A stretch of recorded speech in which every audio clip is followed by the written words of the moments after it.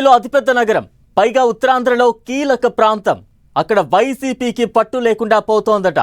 ఎన్నికల్లో ఓడినప్పటి నుంచి లీడర్లంతా సైలెంట్ అయిపోవడంతో నాయకులు కావాలను అని బోర్డు పెట్టుకోవాల్సిన పరిస్థితి ఏర్పడుతోందట.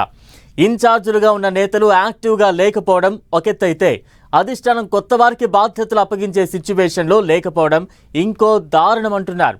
అటు ఇన్ఛార్జీలు, మరోవైపు అధిష్టానం తీరుతో క్యాడర్ ఇబ్బంది పడాల్సి వస్తోందట. ఇందుకు ఏంటా సిటీ? అక్కడ ఫ్యాన్ పార్టీ అంత వీక్గా ఉండడానికి రీజన్ ఏంటి?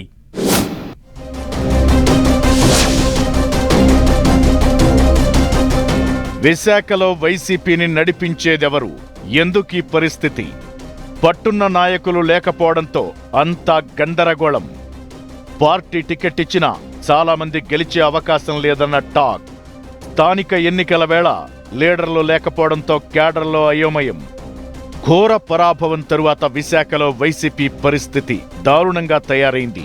చాలా నియోజకవర్గాల్లో ఇన్ఛార్జీలు బలంగా లేకపోవడంతో క్యాడర్లో జోష్ నింపడం పక్కన పెడితే జెండా పట్టుకుని నడిచే నాథుడే కరువయ్యాడన్న చర్చ జరుగుతోంది.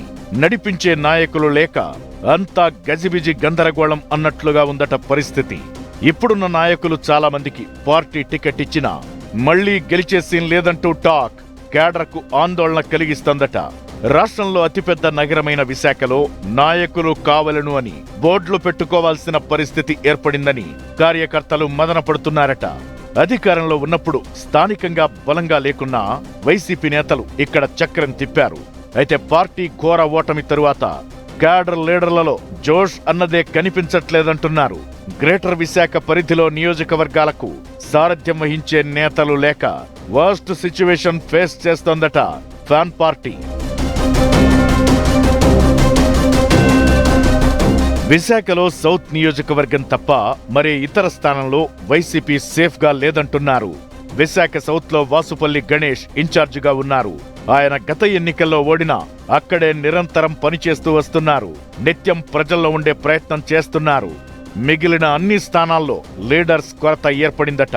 విశాఖ ఈస్ట్ లో గత ఎన్నికల్లో వైసీపీ మాజీ ఎంపీ ఎంవివి సత్యనారాయణ పోటీ చేసి ఓడిపోయారు.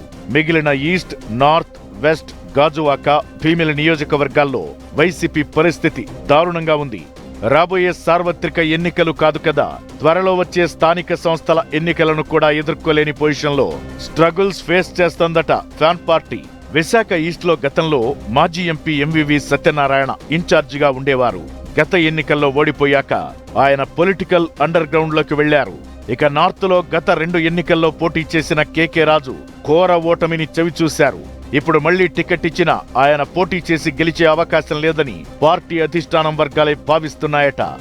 ఇక విశాఖ వెస్ట్ లో ఇన్ఛార్జిగా ఉన్న మళ్ల విజయ్ ప్రసాద్ పై చాలా రాష్ట్రాల్లో చీటింగ్ కేసులు ఉన్నాయి.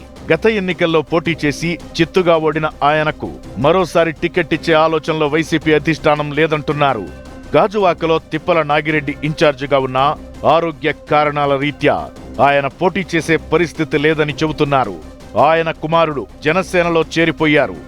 ఇక భీమిలిలో విజయనగరంకు చెందిన మజ్జి శ్రీనివాసరావు అలియాస్ చిన్న శ్రీను ఇన్ఛార్జిగా ఉన్నారు.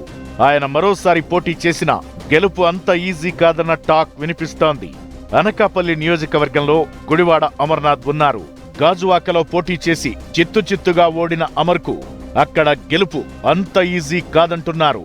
ఇక పెందుర్తిలో మాజీ ఎమ్మెల్యే అదీప్ రాజుపై ప్రజల్లో పాజిటివ్ ఒపీనియన్ లేదన్న ప్రచారం నడుస్తోంది. ఆయన స్థానంలో వైసీపీ మహిళా విభాగ రాష్ట్ర అధ్యక్షురాలు వరుడు కళ్యాణిని ఇన్ఛార్జిగా నియమించే యోచనలో వైసీపీ అధిష్టానం ముందంటున్నారు.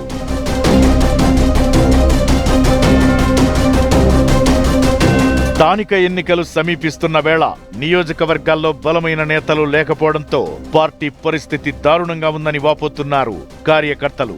పటిష్టమైన నాయకత్వం లేకుండా లోకల్ బాడీ ఎన్నికల్లో బూత్ మేనేజ్మెంట్ ఎలా చేయగలమని, పార్టీ గట్టెక్కేదెలా అని క్యాడర్ మదన పడుతున్నారట. అధిష్టానం సీరియస్ ఫోకస్ పెట్టి అవసరమైతే కొత్త నేతలకు ఇన్ఛార్జీలుగా బాధ్యతలు అప్పగించాలని ఇలా ఎన్నాళ్లీ గందరగోళమంటూ ఆవేదన వ్యక్తం చేస్తున్నారు ద్వితీయ శ్రేణి నేతలు. విశాఖ వైసీపీ క్యాడర్ మనోవేదనపై ఆ పార్టీ అధిష్టానం ఎలాంటి చర్యలు చేపడుతుందో వేచి చూడాలి.